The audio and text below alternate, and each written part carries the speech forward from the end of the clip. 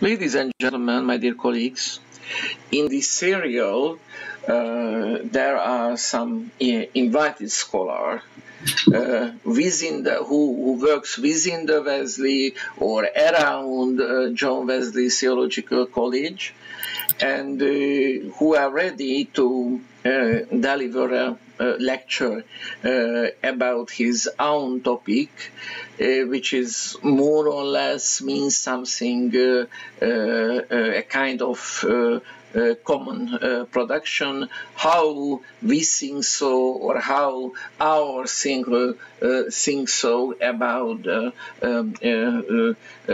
problems of modern social sciences.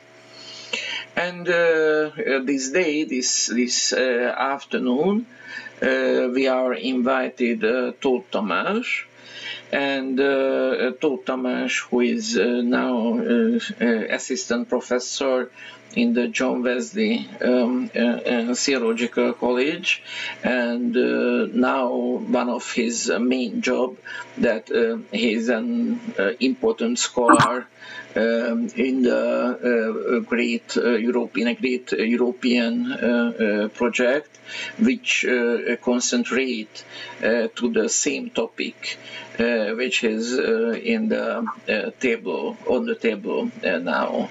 Tamas, please. Thank you, Peter, for the invitation and the opportunity to talk about this topic. Well, basically, I hope that this discussion is going to be informative for the audience as well, and for the recent project into which our college is involved as a leader of a consortium financed by the European Union's Horizon 2020 program named Inclusion for Schools. And I created a presentation which I will try to share with you.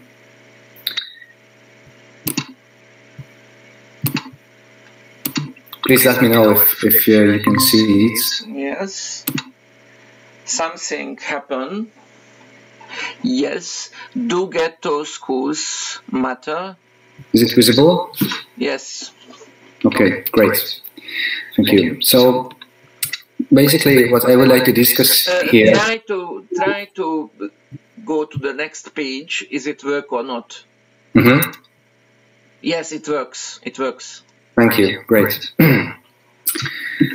So what I would like to discuss here in this lecture is based on my research experiences, mostly ethnographic researches that I conducted in the past 5 years in ghetto schools, mostly in Poland and Hungary, and partly in Romania. And my intention is not to build up a grand narrative, but to start a minor thinking, or more like a speculative thinking about why ghetto schools might matter today, because it seems to me that these schools appear in the mainstream educational discourse as pure dysfunctions of the system that need to be corrected or eliminated through desegregational or other programs or educational interventions. But my question is that, is it the whole story? And I think that such an approach forgets that such cracks in the social fabric, such as the ghetto schools, such dysfunctions that appear as dysfunctions, are on the one hand the products of the disorder, of a broader totality, and on the other hand they always operate on a limited margin of freedom, which means that they can potentially at least subvert or resist or contest the prevailing order, that social order which produce such places. So I think this too rapid reaction from the mainstream educational discourse to just get rid of them is not very helpful, because it puts the system which produced these schools into brackets, and also depicts these schools as if they were without agency, without the possibility of resistance. And in this lecture, what I want to propose and this would be the message at the end, is that ghetto schools are places which potentially contest not only the social order, but also taken for granted questions about education. And I think it is in this regard that they deserve much more attention, because they stand in direct contrast to the prevailing order. And if the ghetto is a kind of a distorted mirror of the reality we live in, then the ghetto school is a similar distorted mirror which breaks the images of capitalist education, for instance, and reveals radically different educational possibilities and educational horizons. And to put this whole thing into context, I would like to start this lecture with a story that I learned in Poland when I was doing my research there in 2017. And it is about a specific city in Poland and Romanian Roma migrants who are fleeing to this country from 1990s. So after the transition in 1989, approximately 500,000 Romanian Roma people crossed the Polish border and built settlements all over Poland. And from then on, forced evictions and deportations became an integral part of the state's interventions. And we can find well-documented cases, for instance, the forced evictions in Warsaw in 1996, where early in the morning, government officials and police officers arrived at the encampment, so at the settlement areas, and forced people to leave their homes. And we can also find cases from 1998 in Wrocław, where the Roma community was misled. So they were fooled that they would be a part of a social program, but instead, through a quasi-military operation, which was called Alien, Operacja Obcy in Polish. So almost 100 people, including small children, were put on buses and they were deported to Romania. And these settlements were demolished, of course, after the evictions. And similarly, drastic measures occurred in 2014, for instance, when the city authorities of Gdańsk demolished 5 bungalows in the district, leaving 15 people, including 5 children, homeless. And another one in 2015, when the city authorities of Wrocław destroyed 6 bungalows with all the belongings of the families, including passports, IDs, money, which were transported immediately to a wasteland, to a rubbish dump. So in both cases, the families did not receive any official notice or warning. And as one of my former colleagues with whom I worked together in Poland, the social worker Maciej Mandelt, summarized or recalled this experience of eviction. He said, and I quote him, "Everything was destroyed, while the people living there went to the city. They left their houses in early morning, and during the day their houses were destroyed. They destroyed the camp 3 days before the visit of the Prime Minister in Wrocław, giving 100 million zloty for the European Capital of Culture event. We went there, which means he and his colleagues, with the Roma people, to protest and to say that it's the European capital of evictions. They lost their homes and everything, what they had, documents, pictures. But I remember fear. The first day after the eviction, I went to another camp to talk with people, and I remember that they kept asking, when will it happen to them? And it's so, just to put it into context, this happens in 2015, when it is already known that in 2016, Wrocław is going to be the next European capital of culture, and huge money is invested in this event. And this eviction in Wrocław, within this context of becoming the next European capital of culture, I think it illuminates very nicely this contradictory, paradoxical face of global capitalism. Because on the one hand, you can see this prospective event of the European capital of culture. The city promoted multiculturalism. I think the slogan was openness and tolerance, and the program defined itself, or the city defined itself as a meeting place. I think this was the other slogan. And you can see that on the other hand, there is this European capital of evictions, with a city which takes brutal measures against the poorest and those who are not part of the order.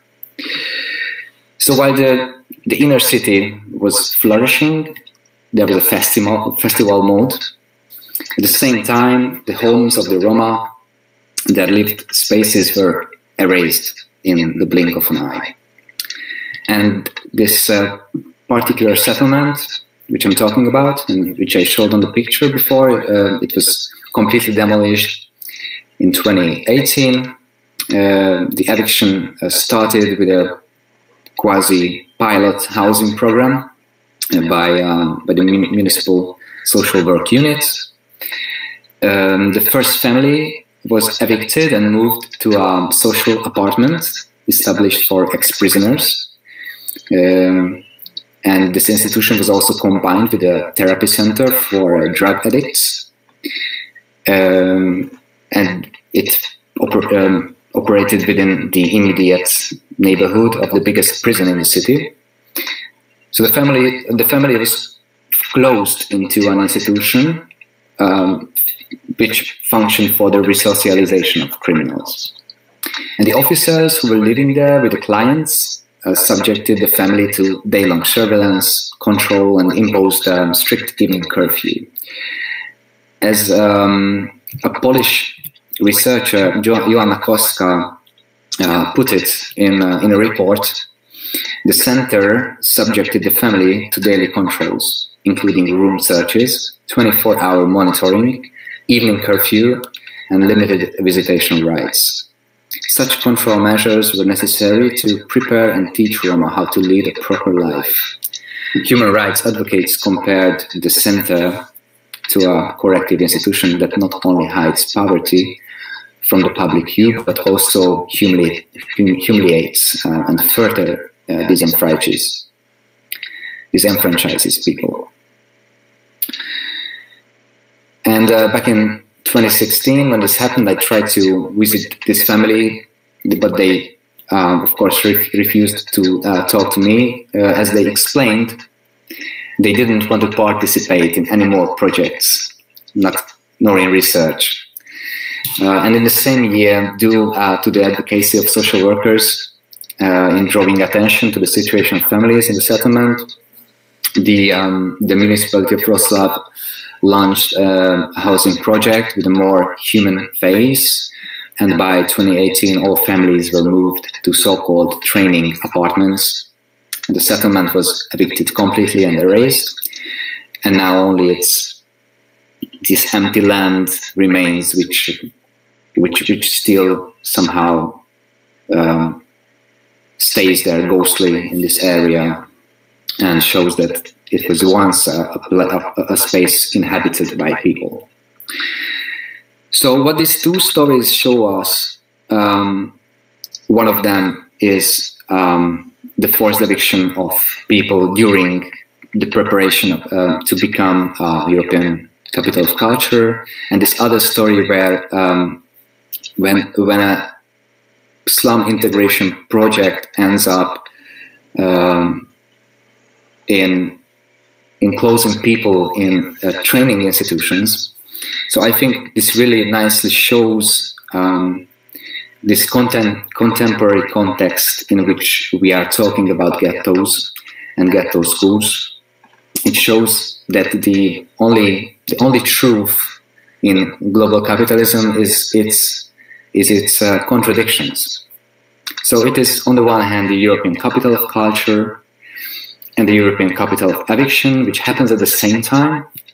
And it is also this slum integration project, which promotes this Disneyland of openness and inclusion, and on the other hand, it introduces brutal measures and disciplining of the poor. So this is what I try to illuminate here, that in global capitalism, these two aspects, abundance and starvation, prosperity and vulnerability blossom alongside each other. And we are bombarded with such contradictions and antagonisms in other fields as well, ecology, and as well the pandemic also is a reference to this contradictory face of global capitalism. And this whole aspect of this prevailing order is not only the case of so-called underdeveloped countries. For instance, it is not only the case of the global South, but it pertains to Western societies as well. So even today, more than 20% of the population in the European Union is at risk of poverty and social exclusion. It is more than 100 million people. And of course, it sounds nice that the Europe 2020 strategy has set the reduction of people living at the risk of poverty and social exclusion as a key target. The problem, however, is, for me at least, rooted deep in the very structure of postmodern capitalism, late capitalism, or global capitalism, name it, you name it, which is the innermost reality of Europe. So behind these nice spectacles of postmodern capitalism, you can see the contradiction between the growing economic production and the globally widening poverty rates. And I think this is something that we can grasp with this in this system quite accurately. And so progress is not the whole story. And the United Nations has a report called Human Development Report, and in 2016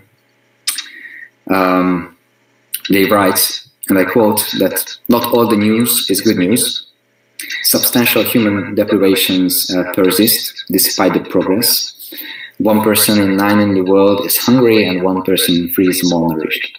Even with all the impressive progress in reducing poverty over the past 25 years, 766 million people, 385 million of them children, lived on less than $1.90 a day in 2013. Poor nutrition causes 45% of the deaths among children under age 5. Unless the world tackles deprivation today, 167 million children will live in extreme poverty by 2030, and 69 million children under age 5 will die of preventable causes. So looking at these paradoxes of the system from below, from the hopeless present of the underclass, of the oppressed, the marginalized, exploited, it seems that despite all the talk of rebirth and renewed prosperity that accompanied this imagination of the millennium, the 2000s, for those who are trapped in the lower reaches, the lower classes of the class structure, the prosperity of the economy remains really just a fairy tale, and a very much a bitter fairy tale. And the modernization of the global logic of capital goes hand in hand, as I try to show here, with the modernization of misery, or we could call the democratization of poverty and dispossession. So today, what we see is that ghettos emerge and they proliferate in this system, which system is full with contradictions. So we are facing sort of a global ghettoization, and according again to this Human Development Report from which I quoted before, they write later that more than 1 billion people live in housing that is below minimum standards of comfort and sanitation. 880 million people live in slums, and nearly 40% of the world's future urban expansion may occur in slums. So even if the proliferation and dispersion of the underclass is something that is visible today, and poverty became mobile, so to say, you can also say that there is sort of a condensation of poverty. You can see the extension of already really existing ghettos. As we can read in another report, which is called the Human Settlements Report Program from 2003, they state that the centers of global poverty are tendentiously decentering from the countryside toward the cities and from the peripheral to the semi-peripheral and core countries. But also at the same time, so there is this proliferation of globalizing tendency, but at the same time, current estimations show that by 2030, 2/3 of the world's population will live in cities and megacities, and slum dwellers will definitely be a significant part of it. And again, so slums and ghettos are not exclusively characteristic problems to peripheral countries, to the global south, for instance, even across the European countries or the countries of the European Union, where average housing deprivation is considered to be low still. According to the 2017 Eurostat data, an increasing 5% suffer from severe housing deprivation. That is more than 25 million people. So while Europe is often associated with better living standards, its landscape is fractured or is sprinkled with slums and settlements and ghettos, which are of course smaller than the bigger ones like Kibera and Nairobi, which is approximately 1 million dwellers. But you can also find across Europe these slums from Madrid to Sofia. You have Cañadaria Galiana in Madrid and La Courneuve in Paris, and throughout Berlin, Neukölln in Germany, and Wesley, Tunis in Amsterdam, and Cambodia in Sofia, and so on and so on and so on. So ghettoization really became a global phenomenon in an economy which is also global. And we should immediately add to this that we can also see the proliferation and condensation of detention camps and shantytowns and ghettos of migrants fleeing from Africa, Asia, Middle East to Europe. And of course, global capitalism has produced an unprecedented standard of living and freedom in Western countries, but one has to emphasize this other phase of capitalism, precisely because these new walls and new forms of apartheid acquire their proper place if we combine these two phases, this Janus phase of the system. And as you can read on the slide, a quote from Slavoj Žižek, the result of globalization and the rise of the global village is the ghettoization of whole strata of the population. So these mechanisms and results are not challenges. I think they are not primarily challenges to legal or humanitarian interventions. These are not primarily problems of failed nation states. These are, for me, in my reading, these are symptoms of the global capitalist order and the much praised signifiers such as modernization, globalization, liberal democracy, and so on. So these are the products of the contemporary world order. And it consists not only of the unemployed, but more generally, it consists, this new type of exclusionary logic, which is global and also condensed. So it consists of massive populations around the world who have, and I quote here Frederick Jameson, who said that these people were dropped out of history and they have been deliberately excluded from the modernizing projects of the first world capitalism and written off as hopeless or terminal cases. So, yeah. So the underclass is not only continuously displaced around the globe, it is also emplaced and condensed with high density into slums and ghettos.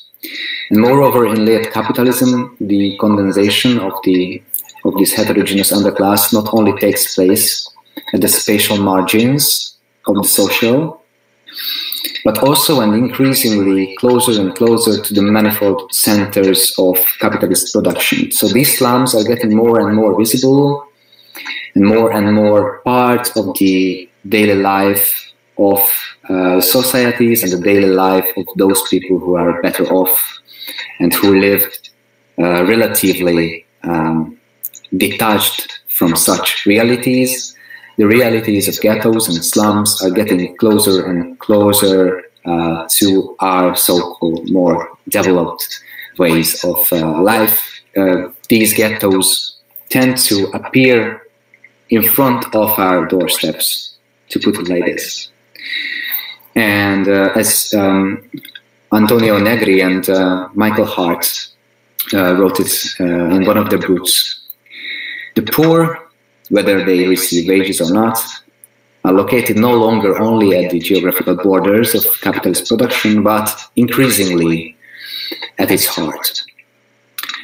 And as you can see on the slide, this is a picture I took in 2017 in Poland, in Wrocław. This is the settlement I mentioned, which was demolished in 2018. And as you can see, it is placed right next to a logistic center, a huge industrial warehouse,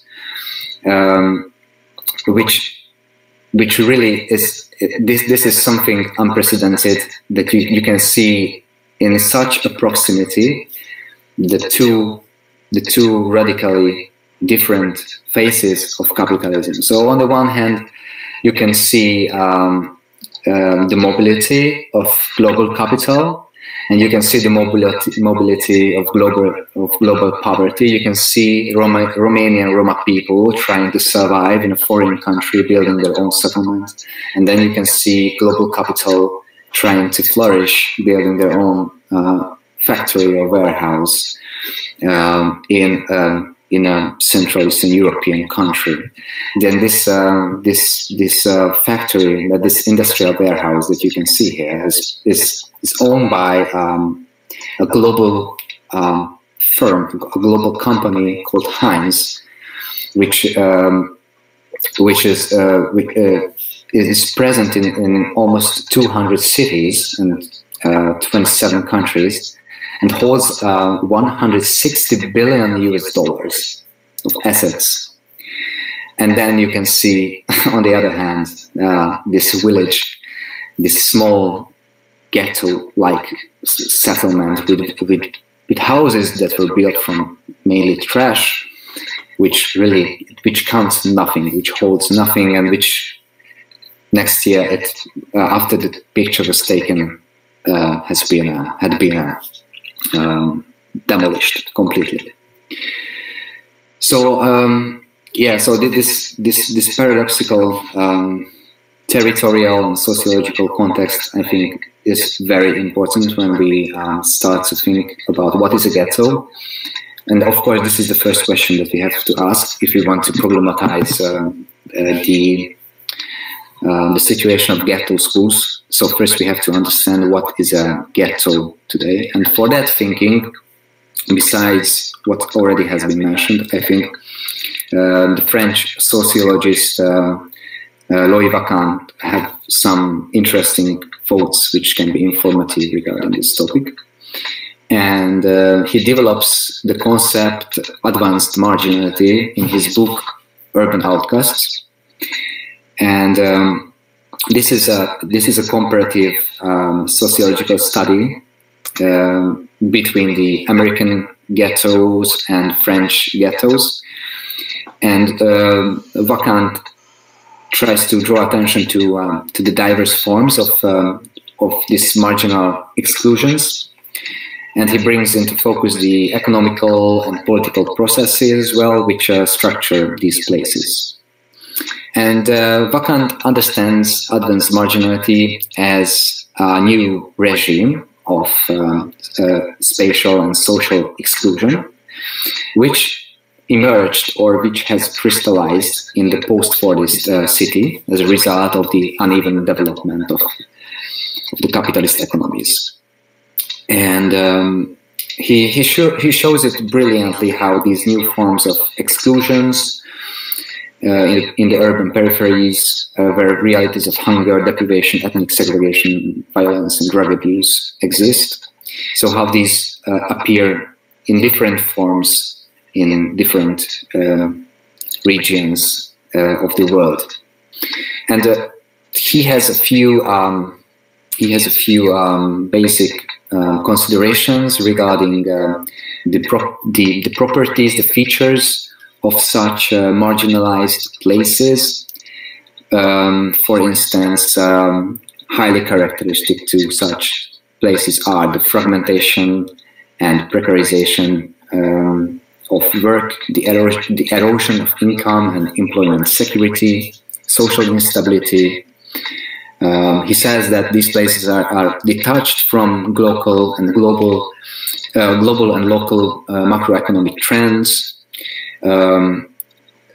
Highly characteristic to these spaces are the processes of spatial marginalization conducted through territorial stigmatization, so that these spaces are regarded as urban infernos, places where the worst things happen in the world, social purgatories, as they say. That these spaces are characterized by the dissolution of social bonds and the disappearance of a supportive hinterland, and that any attempts for organization or symbolic representation are more and more prevented with regards to these spaces. But the most important thing for this discussion, I think, is that he understands the notion advanced in this concept, advanced marginality, as which means or tries to indicate, as you can read on the top of the slides, so it tries to indicate that these forms of marginality are not behind us. So these are not they are not residual, cyclical or transitional, and they are not being gradually resolved by the expansion of the free market, by the further commodification of social life. Rather, they stand ahead of us. They are etched on the horizon of the becoming of contemporary societies. So, to sum up with this, I try to illustrate here that the new forms of spatial exclusions and these new forms of geopolitics, which creates the inside of the social order and the outside of the social order, geographically close to each other. So it is characterized not only by proliferation and condensation, but also by this sort of a glance to the future, that they are not something that we are going to leave very easily behind us. And let's see. Okay, so now I would like to continue with sort of typology, or a distinction between different forms of advanced marginality. And Louis Vacant differentiates between two types of ghettos, and I was tempted to add the third category to this distinction, which I think which describes more realistically what is going on in our region, in Central Eastern European semi-peripheral countries. So the basic distinction for Vacant is between the hyper-ghetto and the anti-ghetto. And for him, the hyper-ghetto is basically the continuation of the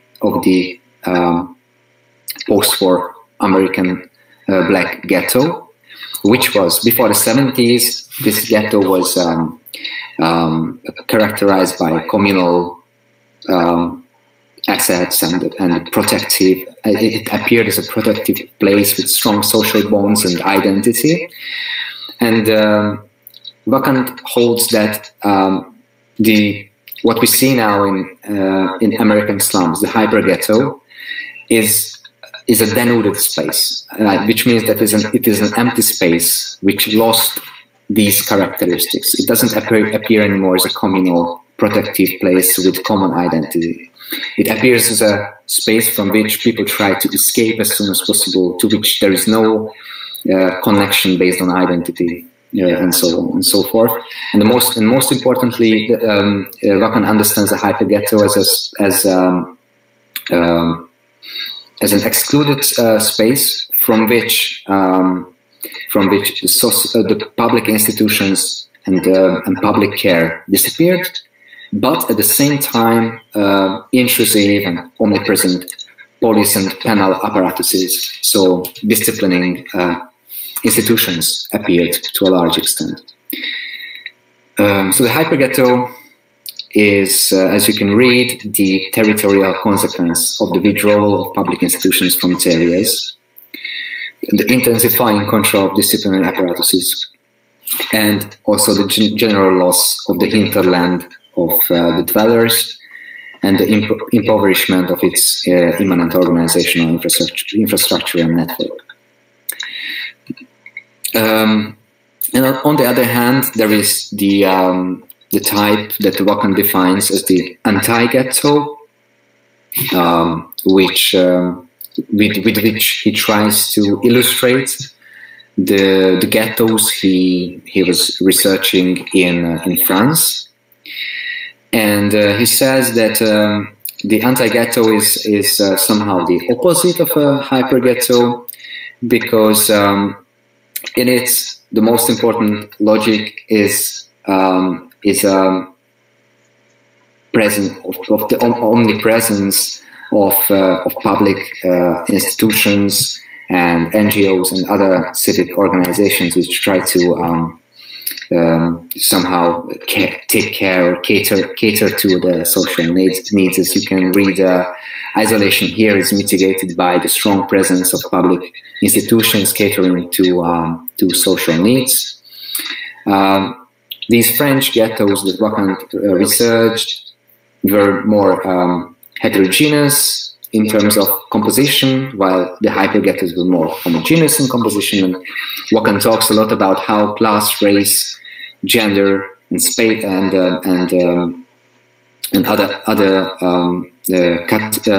other types of or logics of exclusion and domination are differently arranged and managed in these different forms of ghettos. But I think the most important difference is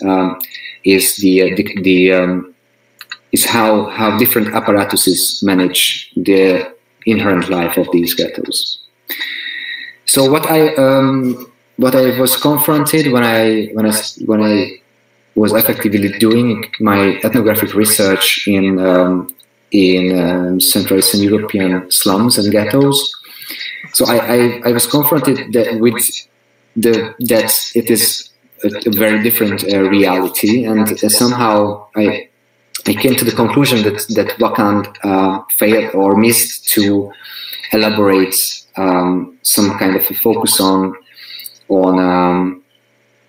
a distinction between different regions of the world order, to which Immanuel Wallerstein referred to as core, semi-peripheral, and peripheral countries, and especially with regard to post-socialist semi-peripheral countries.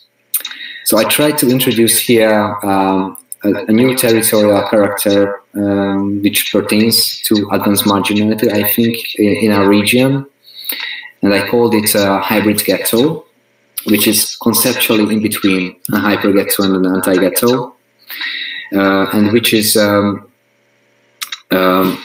most importantly characterized by a very strong interinstitutional presence. As you can read, so the mixture of an intrusive and omnipresent police and penal apparatus, which is characteristic of the hyper-ghetto, and the strong presence of public institutions catering to social needs, which is characteristic to the anti-ghetto.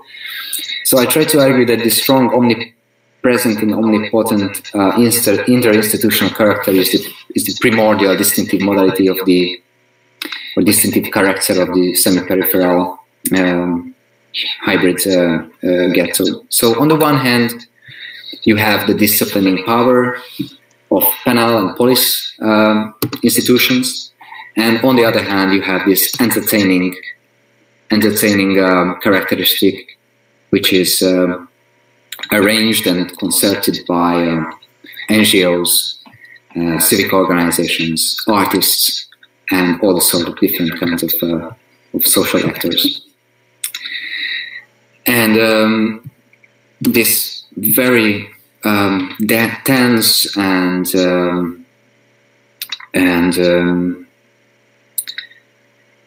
complex interinstitutional character of the ghetto is what I try to grasp with the word dispositive, which is a concept developed by Michel Foucault. And this thinking about the institutions which try to govern the life of a ghetto and which try to manage the life of a ghetto is basically in a conversation with an institutionalist concept of urban poverty. And its main focus is on the arrangement of the different institutions and apparatuses which hold their specific, which hold their specific power against the lives of the subjects in the ghetto. And as you can read on the slide, this labyrinthine web of relations consists of different public officials and agencies, schools and hospitals, housing and social welfare, firefighting and transportation, the courts and the police, but also local traders of the economic enclave, NGOs, grassroots organizations, churches, and so on. So this web of the different apparatuses is what I call the dispositive, and this is a concept defined by Foucault in one of his work called The Confession of the Flesh. And he says that what I'm trying to pick out with this term is firstly and thoroughly heterogeneous ensemble consisting of discourses, institutions, architectural forms, regulatory decisions, laws, administrative measures, scientific statements, philosophical, moral, and philanthropic propositions. In short, the said as much as the unsaid, such are the elements of the dispositive. The dispositive itself is the system of relations that can be established between these elements. And what you can see on these pictures on this picture is Wroclaw. This is the city from which you have seen the picture about the Romanian Roma settlement, and my basic work was sort of a mapping work. I tried to map those apparatuses, those institutions which create this entangled web or network that intrudes into the life of the ghetto, and which we manage and orient and conduct the life of the people who live in the ghetto and who are somehow connected to the place of the ghetto. So my basic assertion is that particularly characteristic to these forms of spatial exclusions, to these ghettos, is this continuous presence of a variety of apparatuses, like artistic institutions, cultural organizations, community building projects inside the ghetto, NGOs, civil organizations, social workers, and so on and so forth. And even if such projects, I mean, most of the projects are well-intentioned, of course, on the rhetorical level, and even if they do not deepen the stereotypes, for instance, about the people in the ghetto and really bring nice programs to the children, they don't really bring real change for the people, as I learned from a slum dweller. A single mother of three who lived in the settlement in Poland told me at first they didn't care about more and more people started to come to the settlement, like photographers, filmmakers, artists, musicians, researchers, priests, university students, and so on, but it became very soon overwhelming for them. She asked, and I quote her, "Can you imagine that all these people would come to your house every second day?" End of quote. And so while the children of the upper classes benefit to a large extent from informal programs as organized by such institutions and actors, the children of the poor more likely become only a reference in the respective organization's next application to a project fund. So such ghettos, I argue, are no longer confronted with the everyday hopelessness of total isolation and total ignorance, but we can see a perverse or a perverted inclusion produced by these disciplining institutions and the entertaining institutions of like the civil organizations, and it is no longer. It cannot be called anymore an institutional exclusion as such, because it appears to be a perverted inclusion through exclusion. I think, as Michel Foucault put it, in one of his earlier works. So the child of the urban ghetto is now part of more and more institutional and organizational webs and networks than any of his better off upper class peers. The police, local NGOs, churches, media and profit-seeking politicians, researchers, artists, jugglers, photographers, they're all part of creating this web and network inside the body of the ghetto. They all manage and conduct the life of the ghetto. But still, the ghetto is not simply not only a product of these forces. It is not simply subjected to the power and discipline and domination of these actors, but it also consists of real subjects who have agency and who can form resistance against such interinstitutional arrangements. And so the question is, if it is true that there is power, then is it true that there is also resistance? Is there a limited margin of freedom, I would also say, is the possibility of freedom or struggle in such exclusions. And I think in this regard, the works of Slavoj Žižek are very much illuminating in a certain sense, because he says that okay, first of all, he warns us not to idealize such places of advanced marginality. And I'm also not arguing that these places are the germs or the central sites for revolution or any kind of subversion. But anyhow, these spaces are evental sites, as Alain Badiou said it.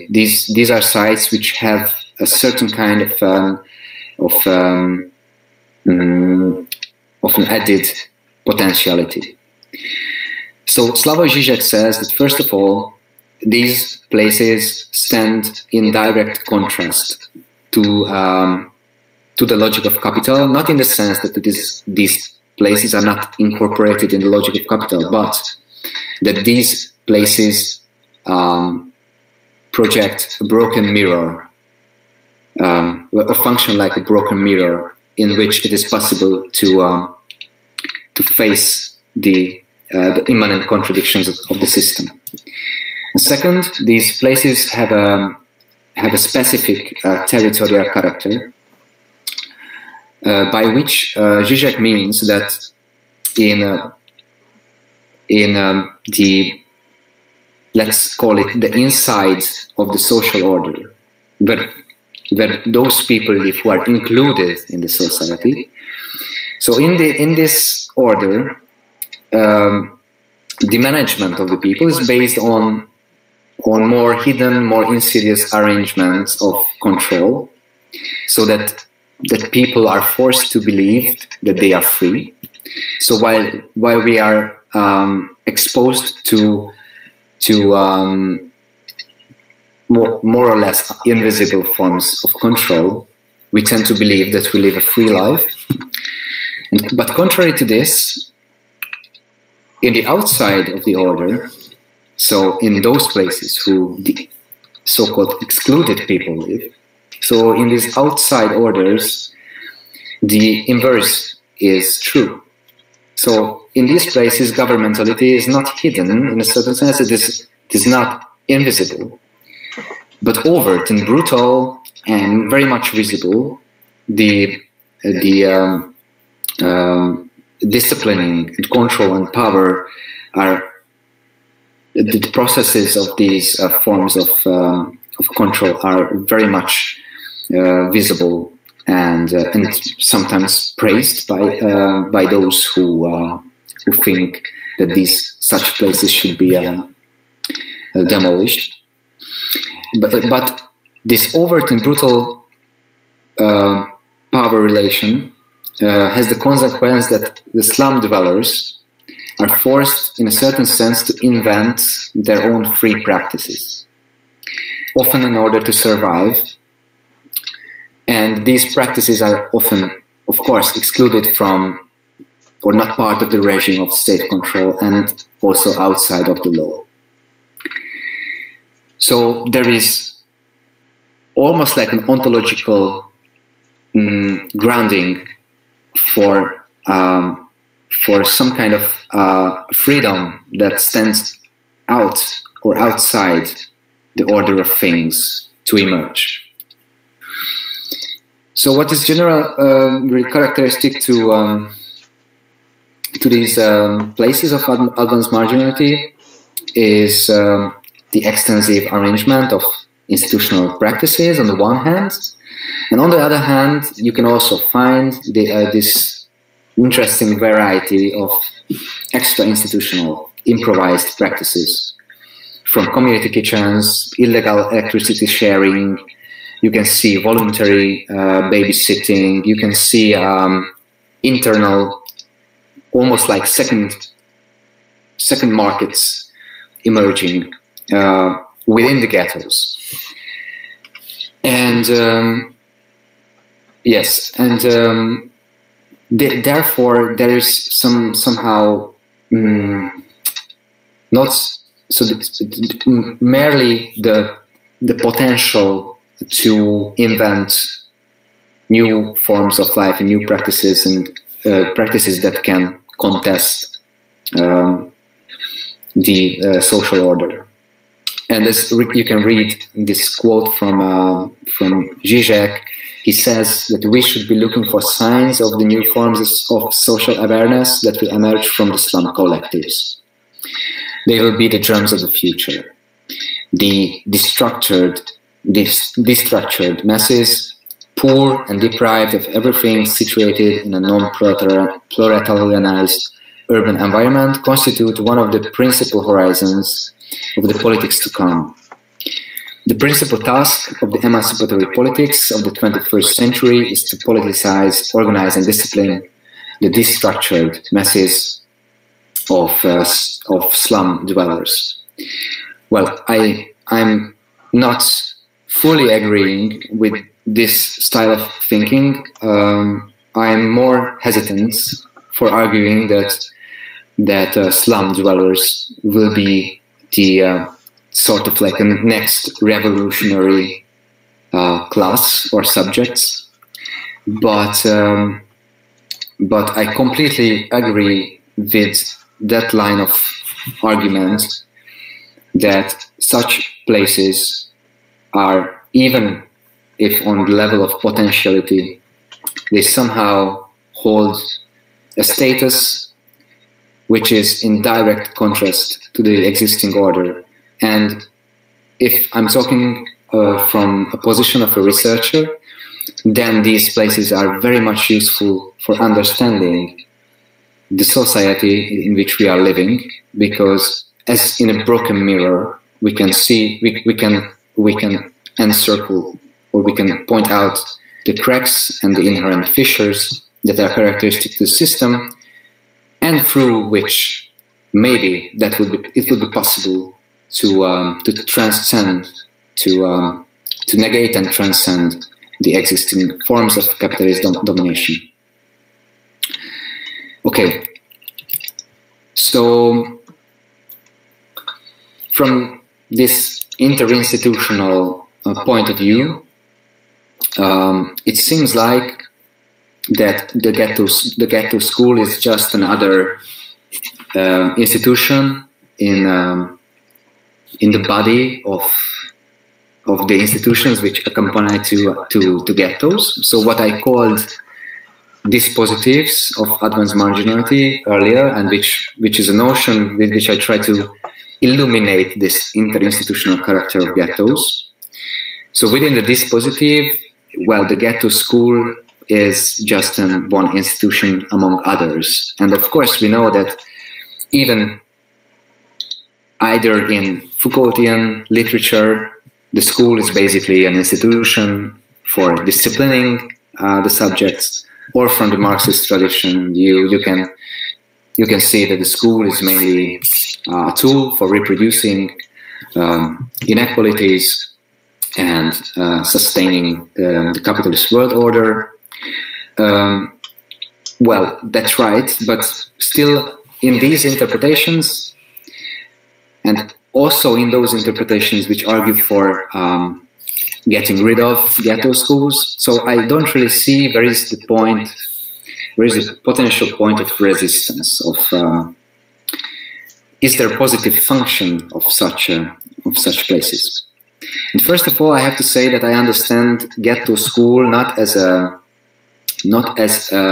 sociological category in terms of the composition of the school. As you might know, most of the interpretations hold that the ghetto school is a school in which the composition of children is very much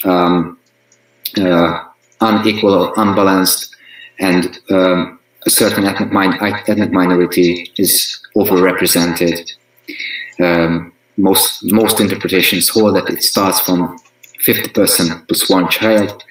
Then you have a ghetto school, a segregated ghetto school. Well, but in my understanding, and especially referring back to this interinstitutional approach that I try to develop here, for me the ghetto school stands for the school of the ghetto. So the school which in a certain sense belongs to this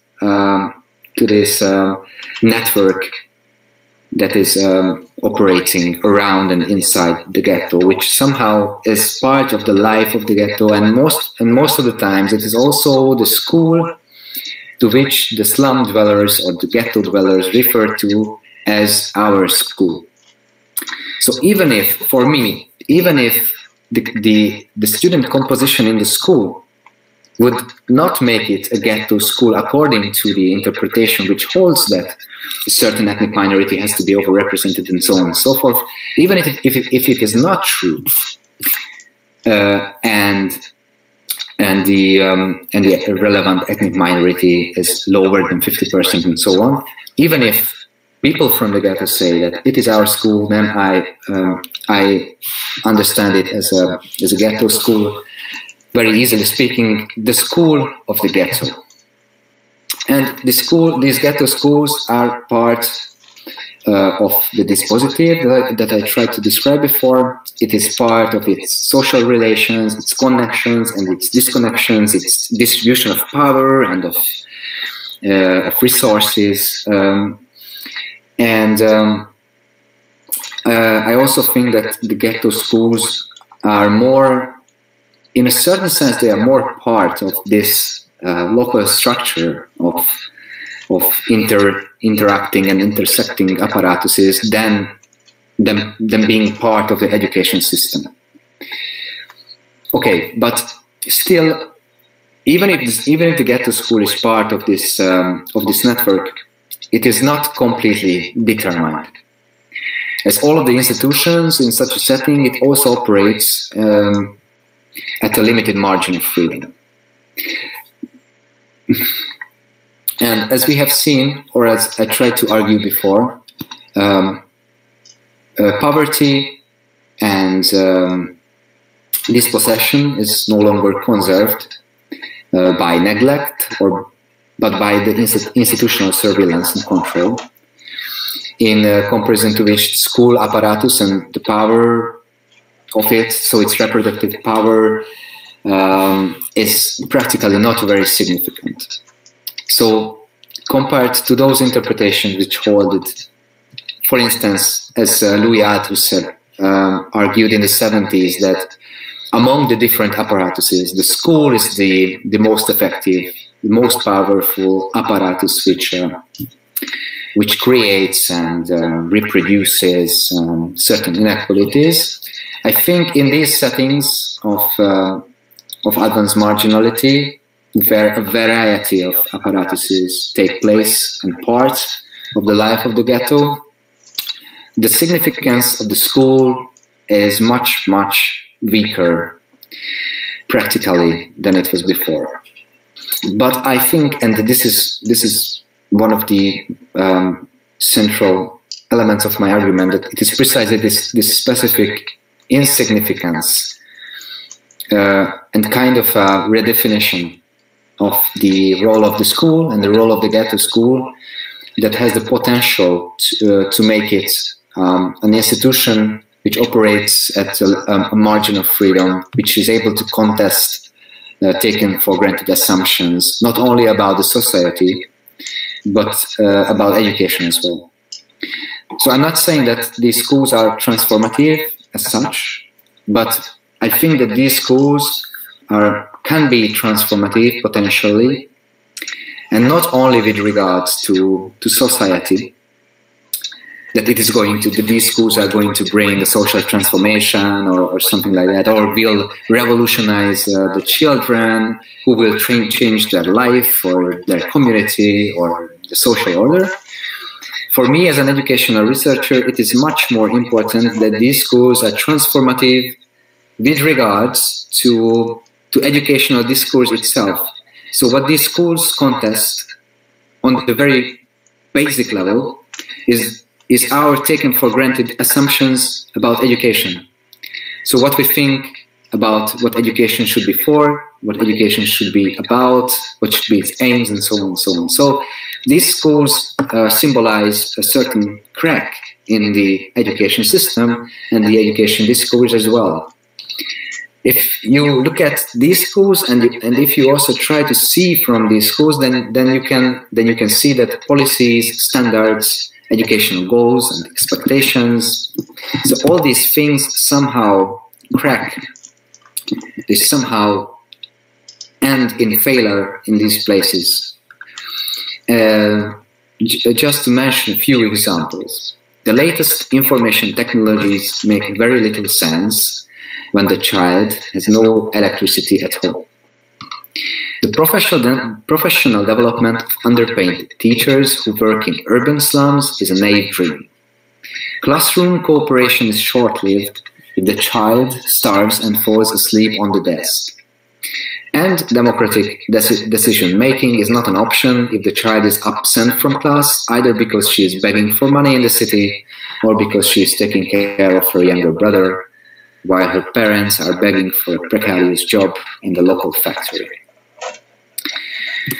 So even if these schools are not intent to contest the educational discourse, still they are possibly potentially subverting the educational discourse. And as you can read on the slide, this is what I try to illuminate here, that if the ghetto is a kind of a distorted mirror of the reality of global capitalism, the ghetto school is a similar distorted mirror that shatters the images of the educational gospel or of capitalist education and reveals radically different pedagogical horizons. So what does it actually contest? What is contestable right now in educational discourse? And I think there are certain elements in educational discourse which are which hold a central place in how we talk about education, how we think about education. And I just want to mention a few of them. For instance, there is this evidence-based discourse, which is mostly structured around the idea of what works in education, what is most productive, and what is most effective in education. Then you have this development of competencies, when you try to sketch the most important learning outcomes that an educational institution has to produce when educating children. And then you also have the discourse around learning, that everything became an asset for learning. You have what is called this industrial complex of learning regimes, that now the children not only learn in the school, they learn throughout their whole lives, and during their whole life, during and across all kinds of spaces. So the life of contemporary societies somehow became a life of learning or lifelong learning. And then we can also talk about the very strong presence of labor market demands, which is a demand that the societies should arrange their education systems according to the needs of the labor market and its priorities. So this is basically I just try to illuminate here what I understand under the notion capitalist education or mainstream education. I think we can call it mainstream education. And I would like to just mention three points of rupture, which I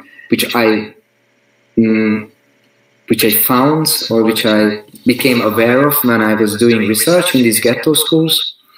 These are just this is not a generalization or a grand narrative about all the ghetto schools in Central Eastern Europe. These are just particular examples of how such schools can be interesting for us, even if we don't agree or disagree with their presence. Somehow, before this too rapid answer of getting rid of them, so before we get rid of them, maybe we should use them as broken mirrors to look into our own faces and into our presuppositions and assumptions about what we think education should be and what we think education should do. So, so just three logics which I think can be interesting to end this discussion. Okay, so the first one is ignorance. And the logic of ignorance is something that I came across in all the ghetto schools I visited, either in Poland or in Hungary or in Romania.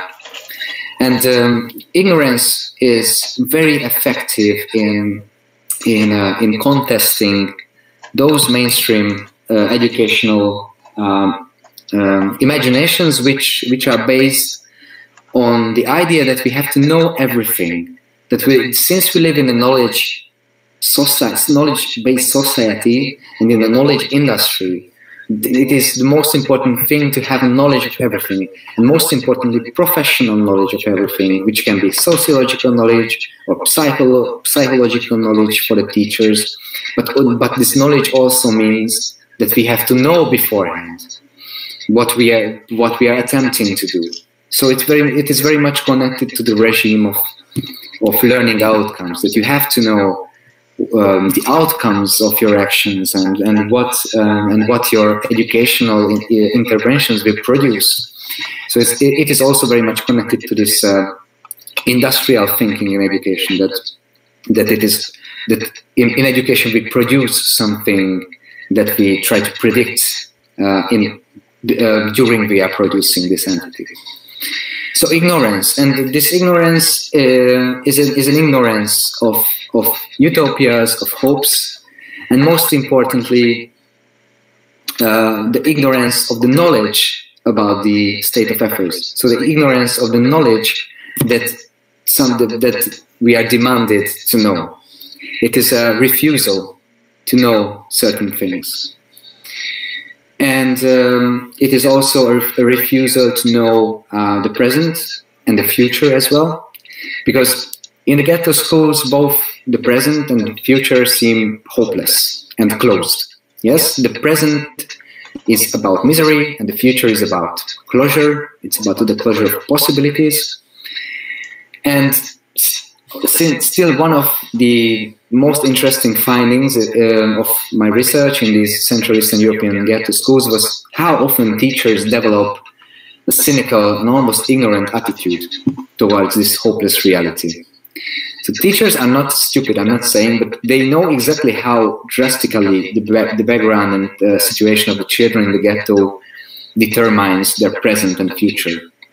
Yet, very often they pretend time and time again that they have forgotten all about it. So during my ethnographic research, I met ghetto school teachers in Hungary, Poland, and Romania who were completely aware that education in places of advanced marginality is doomed to fail, in the sense that the ghetto school cannot live up to the strong expectations regarding education. These teachers were completely aware that the school in itself probably cannot make a real difference in their students' life, which life is marked by poverty, exclusion, marginalization, stigmatization, and so on. But still, they often acted as if they didn't know it. They visited, for instance, their students' households in the ghetto, and they were trying to convince the parents and the kids as well that the school is something important, that it's worth a try. And it is very easy to think like that it is a stupid thing, since actual experience shows that for the parents and the children, education is useless, it is a purposeless enterprise, and the teachers acted as if they didn't know it. But there is a slightly different and I think more radical interpretation of this case, because what if we read it as a positive assumption, where teachers ignore the failures of education in order to make room for educational potentiality again and again, regardless of all these failures. So maybe it is here that education can make a real difference, and in it not only the failures are ignored, namely that we can do nothing for you, but also this strong expectations schools are exposed to. I mean, the very fact that schools are expected to deliver certain outcomes. So I think it is also ignored to a large extent. In one of the schools in Romania, in Brașov County, the headmaster paid the school teachers 50 Romanian lei in 2017 every month to visit the children's parents in the slum every week and tell them that what was happening, just to inform them what was happening in the school, and to say that they were expecting the children to the following week because they wanted to teach them something important and interesting. And the headmaster said that this was not meant to convince the parents that the school could raise their children in a way that they will fully benefit from all the social assets, and they were not promising social mobility, because, as the headmaster told me, it would not have been true to say that. For her, it was an attempt to show that despite everything, despite the whole failures and the drastic material conditions, she held it to the idea that school can make a difference to children. And I quote her. She said, "I'm not selling false dreams here. I know very well what your chances are if you grow up in these circumstances. The only thing I can do is to spend these few years with my students in a meaningful way, in a way that is a little bit different from what is outside the school." End of quote. A class teacher in a ghetto school in Budapest told about a very similar hopeless situation. She says, and I quote her, "We have run out of solutions. What I can do here is to not let our children get trapped in the idea that they are poor and the world ends here. So to subvert the system." End of quote. So I think that through these examples we can see the sparks of a different logic of education. These teachers do not invest into false hopes for the future. And furthermore, while they know that the possibilities of a ghetto school are extremely limited, they pretend not to know this. And by this logic, they know it, but they do certain things. They are expressing the very idea that the present is important. Here and now, it is the most important time and place, even if tomorrow is just as shitty as today, and that we should therefore assume here and now what we desire. And even we have to assume here and now what we desire if it is contrafactual, if it opposes every fact. So we have to assume that the school is for everyone, even if we are working in a segregated school. We have to assume that that teaching makes sense, even if it doesn't really change social status, for instance, of a student. And they also assume, they have to assume that it is possible to contest the status quo right here and right now, which is a very common experience when talking to ghetto school teachers. The second logic of educational contestation or educational thinking, which might subvert logics of mainstream education, is I try to describe it with the notion heterotopia. This is again a notion, a concept from Michel Foucault, who develops it in one of his texts called "Of Other Spaces," and he talks about such spaces that stand in direct contrast to other spaces, spaces that contest and reverse given order. And heterotopia is also something that tries to contest dystopias of the present and utopias of the future. Heterotopia stands in between these two approaches to time and space. So, and this logic of heterotopia, as you can see, is against the dystopia of the present and the utopia of tomorrow that might never arrive. And Louis Vacandes, the French sociologist that I quoted before, he also writes that the ghetto is not a place for children. And by this he means that not only that it is not good to be a child in the ghetto, but he more likely to say that it is basically not possible to be a child in the ghetto. And in my research in the ghettos of Central Eastern European countries, I have seen that in these places of advanced marginality, the school is often, interestingly, often the last place where even those have a chance to be a child who had to grow up too early or too soon. And they not only have the chance to be a child, but also to be a student, which is also a very important status, I think, in education.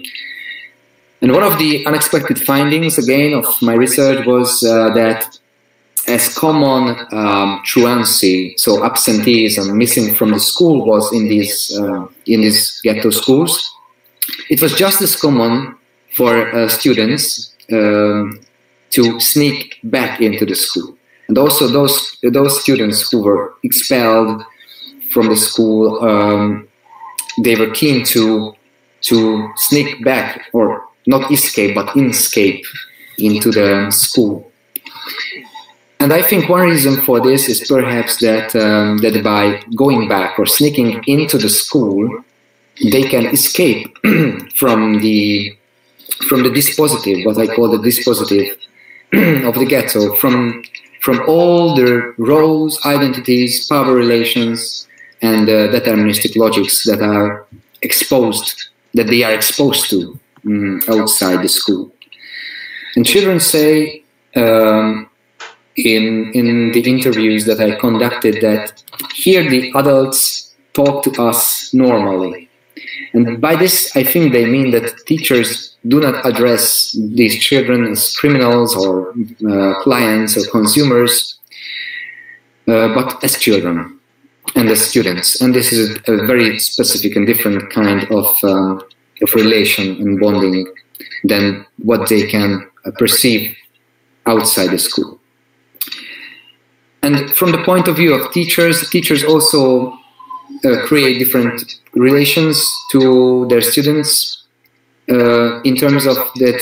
I think the most frequent sentence that you can hear in a ghetto school is a sentence which is based on a negation. For instance, you are not on the street, and you are not talking to your dealer, you are not in the pub. And I think these negating sentences are not only about disciplining the children. I think it is also about bringing attention. So when the teacher says you are not on the street, she is not only saying that you cannot behave here as if you were on the street, but she also says that you can behave differently, precisely because you are not out there. So because you are in an other space. Yeah. So I think this is the meaning of heterotopia. That here you can try to be differently and try to experiment with other kinds of lives and times and spaces. So for me, this is the real meaning of heterotopia. That you don't have to accompany to the logics of the outer society. And so these denials are an attempt, I think, to make students aware that school is not the same as the outside world, and that it is possible to escape from it, to to have a minute for breathing temporarily. And in a ghetto school, the outside world is, in a certain sense, excluded. So with the closing of the school door, and you can, as you close the classroom, the order of things outside somehow fades away, and with it something opens up inside the school. For instance, experimentation with what is possible without the grip and hold of the logics of the outside world. And as you can see on the slide, this is a door from one of the ghetto schools in Budapest. And you can read the inscription: when you enter this classroom, we appreciate you, we love you, we listen to you, we care about you, we hear you, we respect you. It's so good that it's so good to have you here. And as far as I can see, this is not about individual learning paths. It is not about competence development. It is not about learning management or learning outcomes and other such mainstream educational things. But it is about a different language. I think it is more of a language which opens up the possibility of another world and another space where we can temporarily detach ourselves from this interinstitutional web that structures our life in a ghetto. So we can temporarily escape from these power relations and have a sense of possibilities and freedom and resistance. And it is also a sign of a community, a special kind of community, a school community. And it takes us to our next and to the last logic, educational logic, that I want to illuminate here. And I call it commoning. It refers to the notion of commons. So the commons, those things that are neither public properties nor private properties, but which those things which belong to nobody and thus belong to each and all, like nature, public goods, and so on. So the commoning is I think is also very much general educational logic that one can face in ghetto schools, and this logic is against the logic of capital. It is against the logic of property and commodity and alienation, and it is a logic of not only of our common things, but also about being a community and being together and being together in the world. And it also has an aspect of space, and I think to look at the ghetto school as a space, as a common space, or as a space for commons, is very important, and especially if we compare it to the recent discussion in educational discourse about learning environments. I think it is very fashionable today to talk about learning environments, where the school is becoming an environment where classrooms and corridors and even the secret corners of the children are transformed into learning spaces, and where every spatial concept is at the service of individual learning, in line with social and political expectations and demands, of course. And the learning environment is nothing more than a continuation of an extension of the existing world. The learning environment is sort of a simulation or a replica of the existing world. It promises efficiency instead of promising the experience of a shared place, of which we might say that it is ours. It is our school, for instance. So an interesting contrast to this talk about learning environments is the extent to which the spaces of the ghetto schools are determined by a sense, or intruded by a sense of common ownership Because in the corridors and in these very harsh realities of ghetto schools, where you can see the crumbling walls and all sorts of dysfunctioning elements of the school, there is still more of a sense of shared space than in any fancy private school.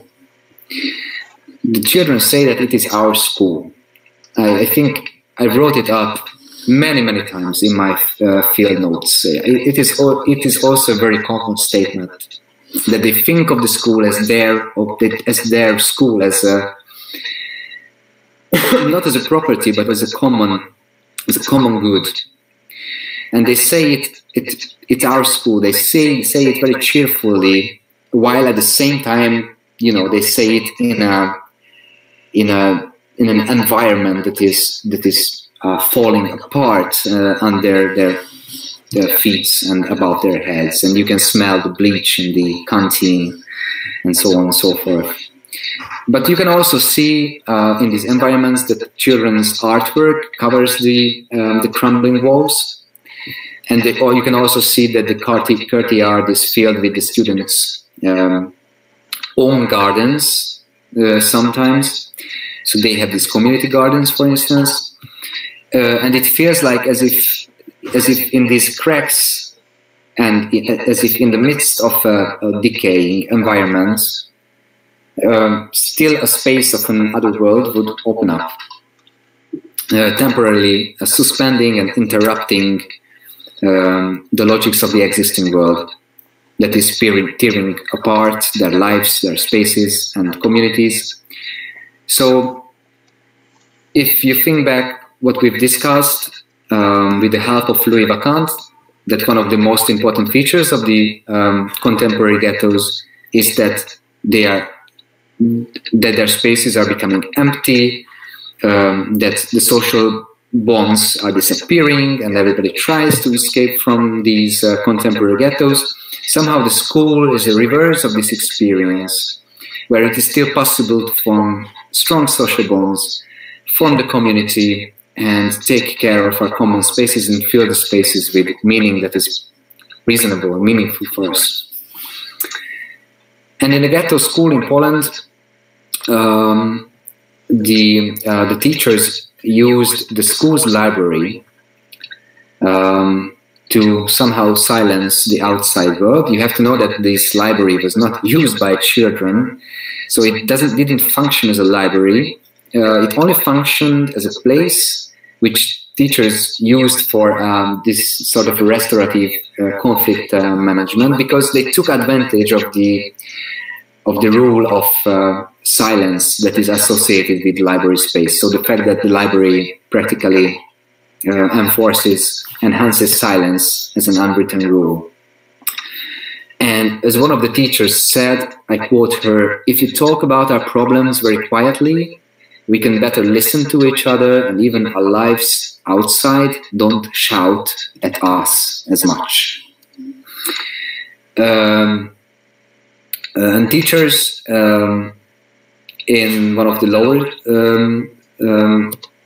educational level classrooms of a ghetto school in Hungary, just to mention another example, they placed mattresses, small beds, where children who didn't have the opportunity to sleep at home could rest during their classes. And this mere possibility of, on the one hand, using the library in a different function, but in a function which somehow detaches us from the powers of the outside world, or using these mattresses in the classroom, which breaks the logic that the classroom is exclusively for learning and competence development. So I think these are just minor things, sparks, but which somehow confronts us with the idea that it is possible to think differently about education and do differently as compared to what mainstream education expects from us. But, and this is my last example, so the zenith such educational logics was when I saw school building itself, and the school building itself was in a certain sense hijacked. It was stolen. It was made common in a certain sense. And this was a gymnasium,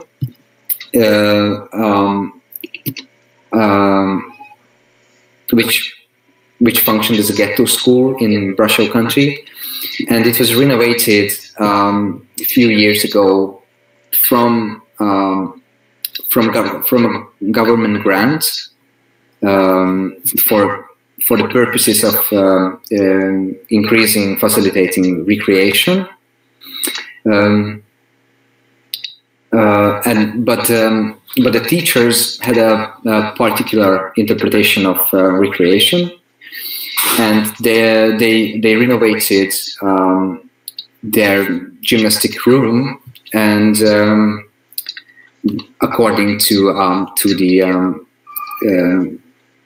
the rules of the grant. But then they donated this room to the community, to the local community. And after the lessons that were in this gym, anyone from the community was free to use it. So the school became a common place, not only for the civilians of the school, but also of the wider public community. And when I was visiting the schools during the summer of 2017, it was mainly women and children from the local slum who used this place, and who were abused and who tried to seek refuge here. And at least one teacher was always on hand to help them. As the headmaster told me, and I quote her, "I usually ask them to stay with us for at least a few hours to talk while they get their shit together. Sometimes they would come in here without shoes, in their underwear. It's really hard." So, and this really connects us to the idea that the school is a public issue, education is a public issue, and the school is first of all an issue of the community, which connects to the idea of community schools. And the Polish colleague of mine defines these community schools as a public expression of democratic commonality, where the school establishes strong and reciprocal social bonds with its local community, often involving an extensive social support system, mutual aid, and conviviality. So, so it is also in this sense that, and which is a paradoxical situation. So even if it is true that in the contemporary forms of advanced marginality and how a ghetto is formed by the apparatuses, so even if the school is much more insignificant in these settings, still it is the hub. It appears to be a hub from which attempts at community building and wider socializing attempts thrive and emerge.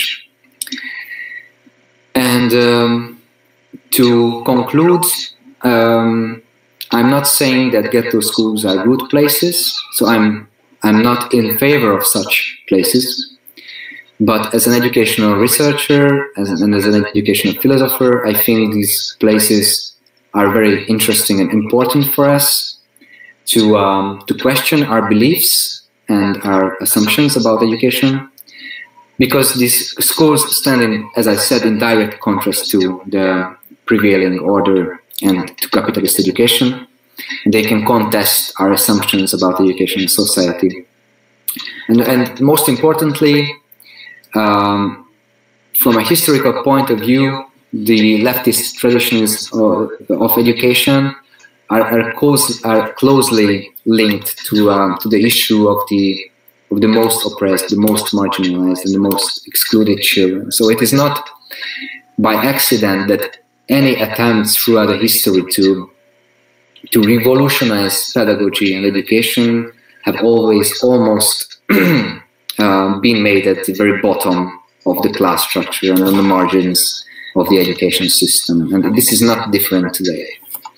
And I believe that today it is in the ghetto schools that the most important cracks and deadlocks of education can become accessible, because it is in these schools that the crisis of the reality intrudes to such an extent that the seemingly obvious answers to the essential questions about education can become subverted, dislocated, and challenged and contested. So, to repeat with what I started, if the ghetto is a kind of a distorted mirror of the reality of global capitalism, then the ghetto school is a similar distorted mirror which breaks and subverts the images of mainstream education and reveals radically different pedagogical horizons. Mm-hmm. Thank you very much for your attention. Thank you. May I ask two comments? Yes, please. For the first part of your lecture, as I realized, that is a kind of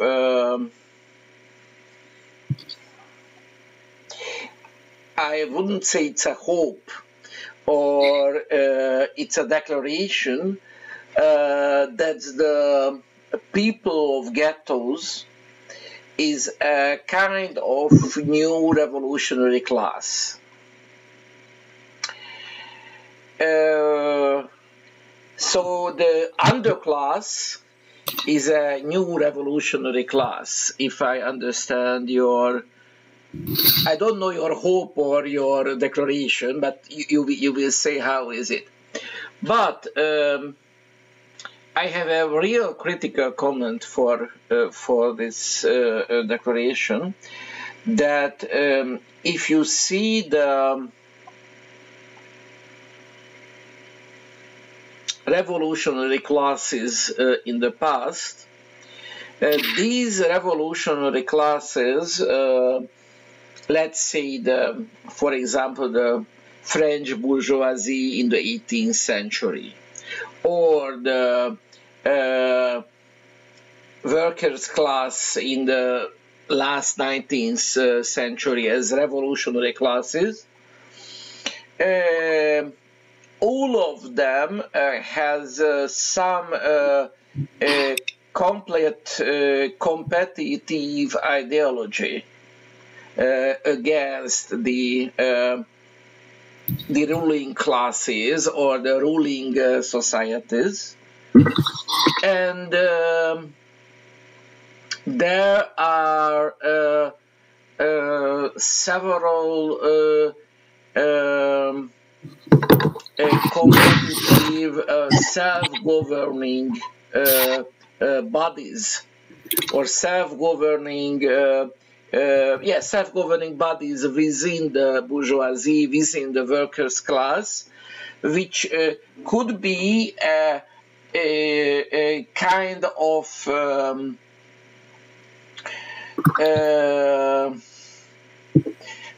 which could be a kind of source or a kind of existing place without revolution too. So the real problem that somehow a class have to exist somehow before the revolution too. So it couldn't be, so which could be revolutionary class. So for example, if you see the peasantry of the middle class, it couldn't, they could make some kind of revolutions, kind of rebels. They will kill thousands of noblemen, but they couldn't do any kind of revolution because they have no real revolutionary ideologies, and there are no any kind of self-governing bodies within peasantry. So my question: the people of ghettos, comparable with poor peasantry, or comparable with the French bourgeoisie?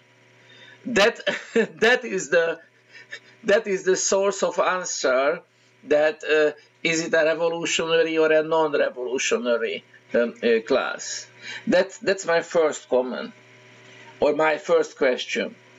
My second question, that what you speak about to the schools, directly to the schools, that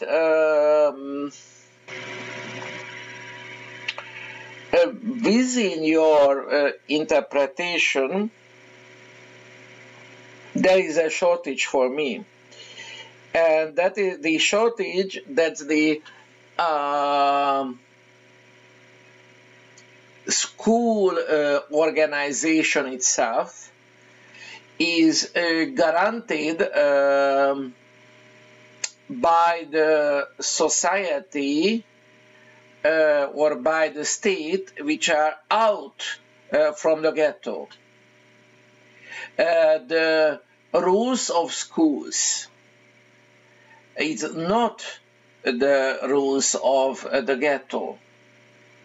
The rule of ghetto, that's if you are stronger, you can beat the weaker person. If you are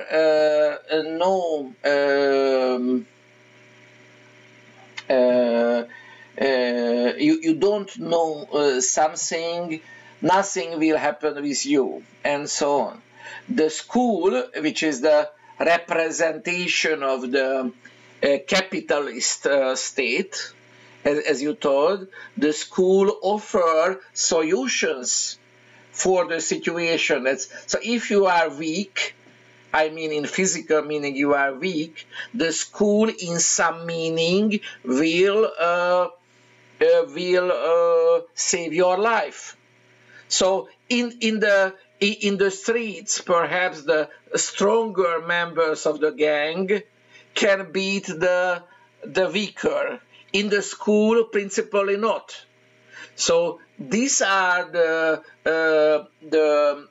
rule of schools, and as I see, you are very pessimist, or you are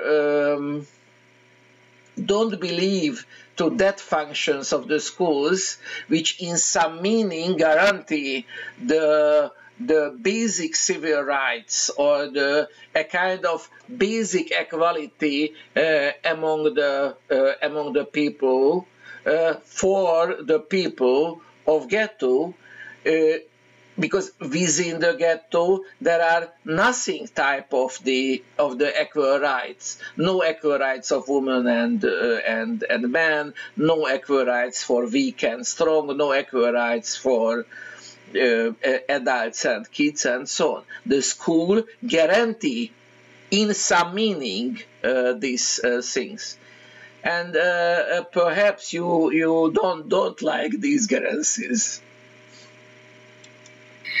Well, I would like to answer very shortly, because then soon after I will need to leave, Peter, if it is okay with you. But I will try to answer all of your questions. But the nice thing is that you repeated my arguments. I mean, I completely agree with most of what you have said, and I try to emphasize, first of all, I try to emphasize that I don't agree with this conception that the underclass is a revolutionary class. I mean, who would know who will be the next revolutionary class? But I think even before the October Revolution, nobody suspected that the peasants will take on, you know.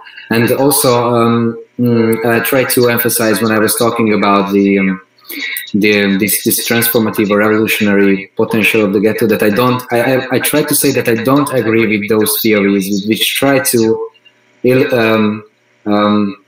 attribute a certain revolutionary idea to these places because, you know, these places are fucking bad. I mean, who wants to live in such a place? And the life is very hard, and so it is not something that from which a revolution might happen. But I agree with the assumption first that it is going to have very strong political significance in the future. I mean, even if you think about the state, politicians will need to take it very seriously into account that ghettos are, as I said, proliferating and condensating, massifying. There's a massification, to use this word. And so it's going to be a political factor, but they are not going to be revolutionary subjects. I don't have such hopes. But at the same time, I try to argue that for me, these places and the schools especially are important from this more theoretical or philosophical approach, because I think we can see certain things in these places which we would normally not see.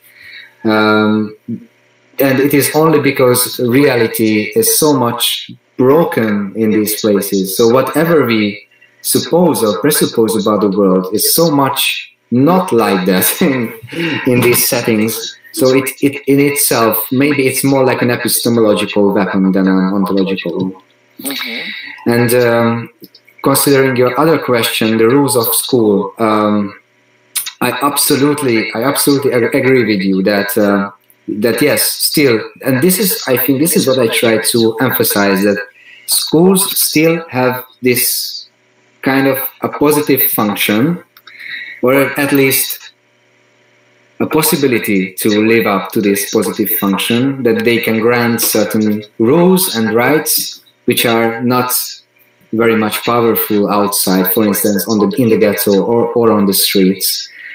But you have to add that this is not the reality of, for instance, the Hungarian educational system. I mean, the violation of rights is very harsh in our country, and basic civil rights are not guaranteed to loads of children. But okay, relatively. So if you see that's what is the how often beaten the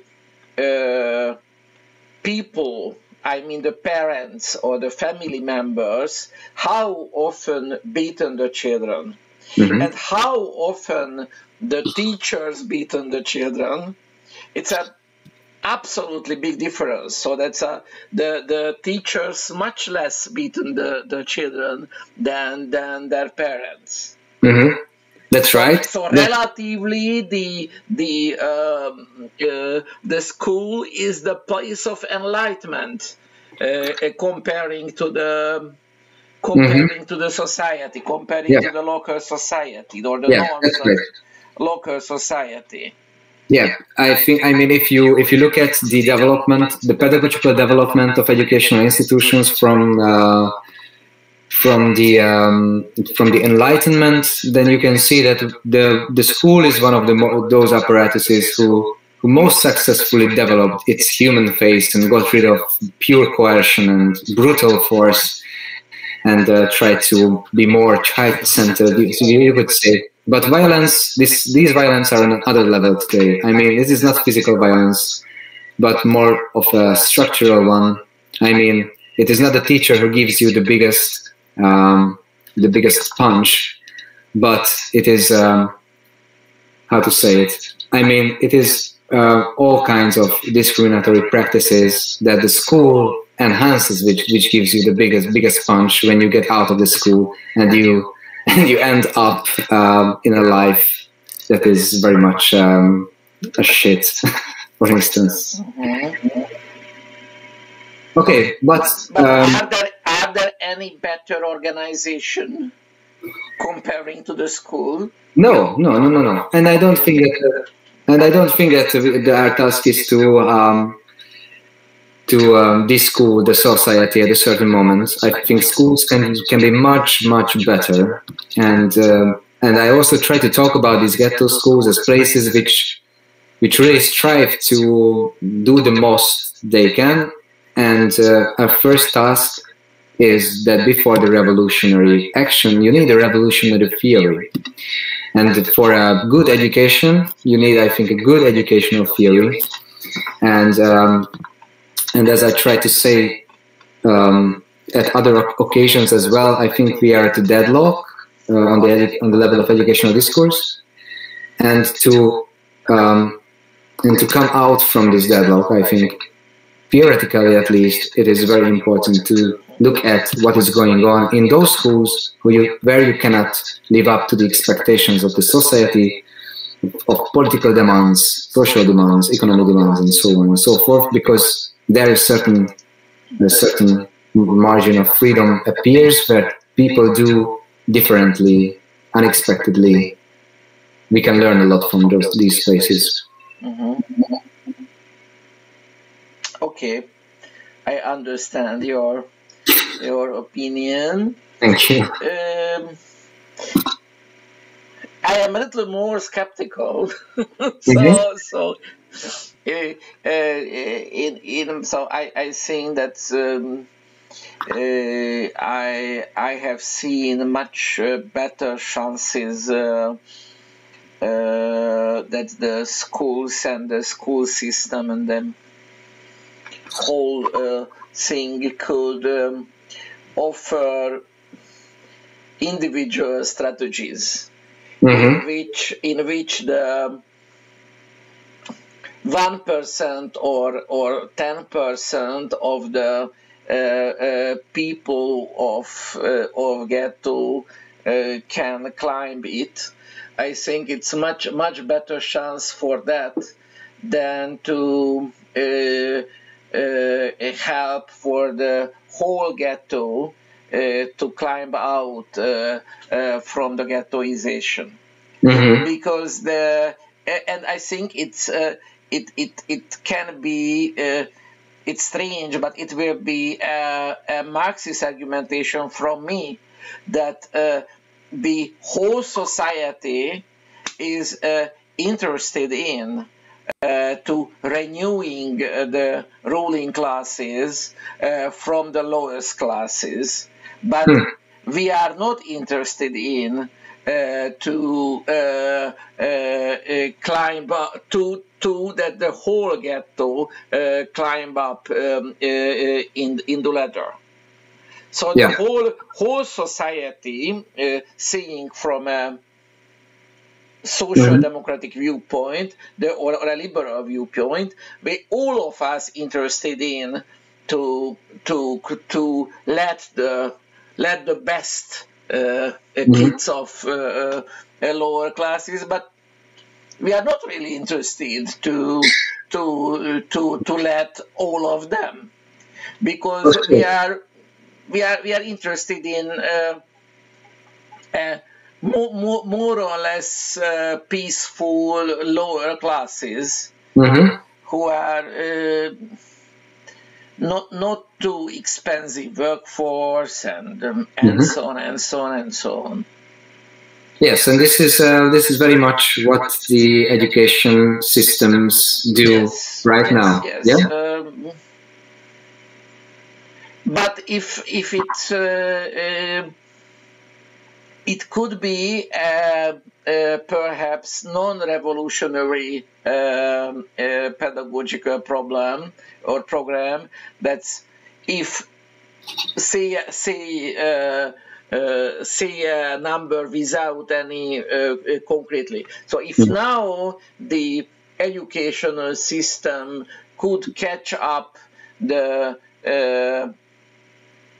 20% of the or the 10% of the lower classes and could give chances for the 10% of lower classes to climb up after a new pedagogical reform or anything, the system could give 20% for the lower classes. It could be a pedagogical or an educational reform within the system of capitalism.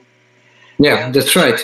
But I just want to mention that there are two styles of thinking, because now we are talking more on the level of a political or sociological level, and your argumentation is also somehow connected to this, how we could raise up to 20% in the future and so on and so forth. But from the pedagogical point of view, the approach is always about the here and now. So what is possible right now, because these children live right now and right here, and it is today what counts for them. And before the revolution, before all this stuff, these children need to have a certain sense of security and loving neighborhood and life and community and so on and so forth. And I think this is also somehow one of a possible approach in the Inclusion for Schools project, that we can be pessimistic, but at the same time we can hope for something new in here and right now. I think it was Antonio Gramsci who argued that we need the pessimism of the intellect, but the optimism of the will. And I think it is possible to somehow manage these two in balance. Okay. Thank you very much. Thank you very much for the invitation. It was an interesting lecture, and I hope that there will be thousands of people who will see, and please don't hesitate to share the link what I will send to you about this lecture. Share the record for everybody. Thank you for coming. Thank you very much, Peter. Have a nice day. Have a nice day.